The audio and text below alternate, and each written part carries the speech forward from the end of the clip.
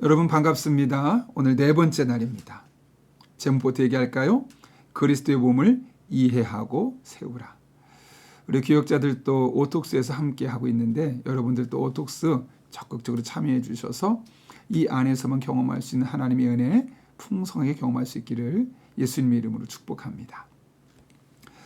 그리스도의 몸을 이해하기 위해서는 성경에 이 몸이란 단어가 얼마나 자주 사용되는지를 살펴봐야 되는데요.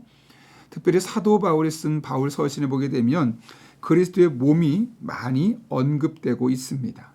따라서 우리가 그리스도의 몸을 잘 알아야지만 신앙생활이 무엇인지를 온전히 이해할 수 있음을 알게 되는 것이죠. 그렇다면 여러분, 사도 바울은 이 몸에 대한 이야기를 하면서 무엇을 이야기하고 싶었던 걸까요? 사도 바울은 우리 몸이 신체가 서로 연결되어 있는 것처럼 그래서 서로 연결될 때 머리와 몸통과 하반신 또 그 안에 있는 작은 이 몸의 요소들이 서로 연결됐을 때 서로 기능을 하는 것처럼 성도는 서로 연결되어 있는 상호 연결되어 있는 공동체고 그럴 때 비로소 성도 각각 사람이 갖고 있는 역량과 은사와 재능과 능력들이 제대로 구현될 수 있다고 이야기하고 있는 것이죠. 그러면서 심지어 고린도전서 12장 26절과 27절에서는 이렇게 말하죠. 만일 한 지체가 고통을 받으면 모든 지체가 함께 고통을 받고 한 지체가 영광을 얻으면 모든 지체가 함께 즐거워하느니라. 너희는 그리스도의 몸이요 지체의 각 부분이라. 분명하게 말씀하고 있습니다. 신앙은 혼자 성경을 읽고 기도하면서 배워가는 것이 아닙니다. 물론 그렇게 해서 신앙의 기초를 쌓는 과정도 필요하지만 대부분은 함께 신앙생활, 이 몸이라는 의식을 갖고 함께 신앙생활을 해나가는 과정을 통해서 모난 부분은 깎여지게 되면서 부족한 부분은 상대편을 통해 알아가게 되면서 더욱더 풍성하고 깊은 신앙생활을 경험할 수 있는 것이죠.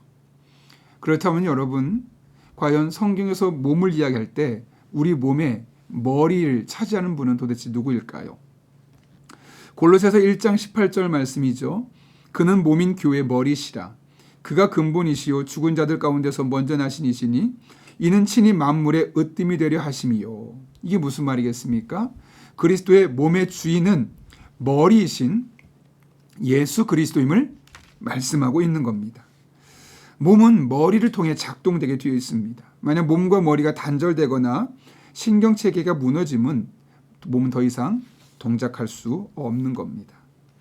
그런데 문제는 무엇일까요? 사탄은 그걸 가장 싫어하는 거죠. 그래서 우리 성도가 머리 대신 예수 그리스도와 영적인 교제를 이루는 것을 가장 많이 막으려고 노력하는 겁니다. 그러다 보면 어떤 일이 생길까요?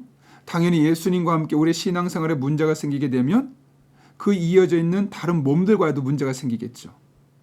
그 결과 우리 신앙생활도 병들 수밖에 없고 왜곡될 수밖에 없고 더더욱 개인주의적인 신앙생활을 할 수밖에 없는 겁니다.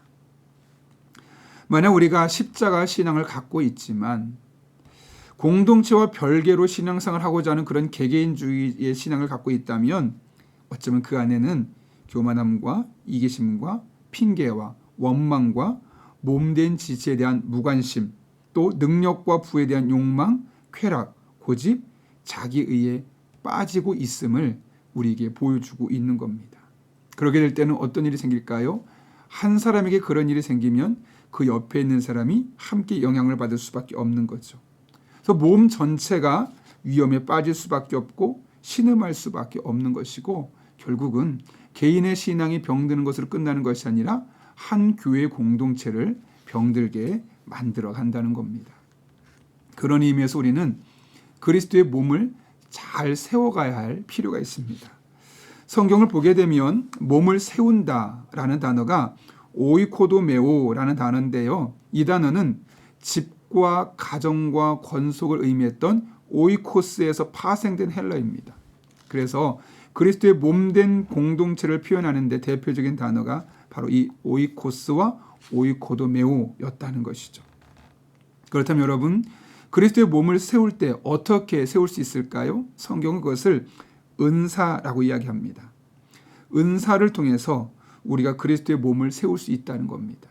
하나님께서 각각의 사람들에게 은사를 주셨습니다. 그 주신 목적이 무엇이겠습니까? 바로 교회 공동체를 든든히 세워가기 위한 것이죠.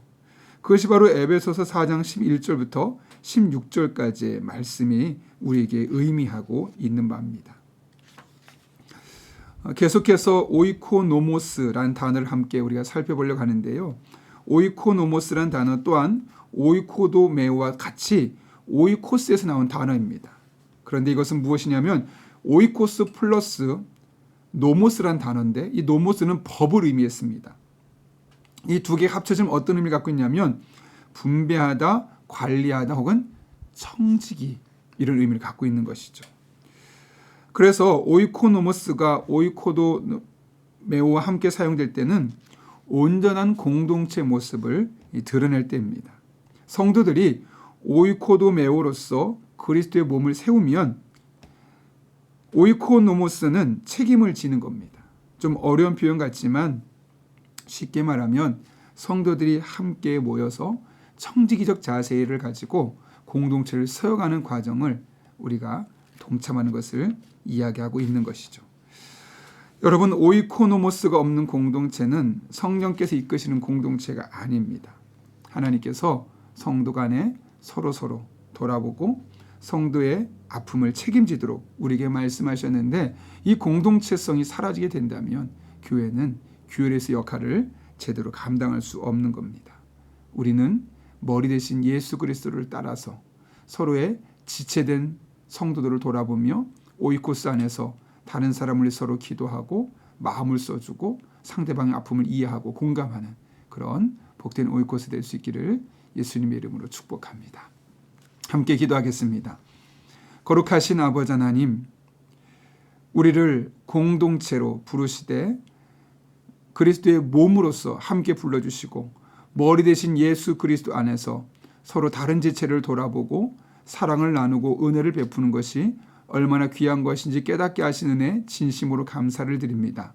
우리 교회 공동체가 그런 교회 되게 하여 주옵소서. 우리 오이코스가 그런 오이코스가 되게 하여 주셔서 다른 이들을 돌아보고 다른 이들의 아픔에 공감하고 그래서 그리스도의 몸된 교회가 든든히 세워지게 하여 주옵소서. 예수님의 이름으로 기도하옵나이다. 아멘.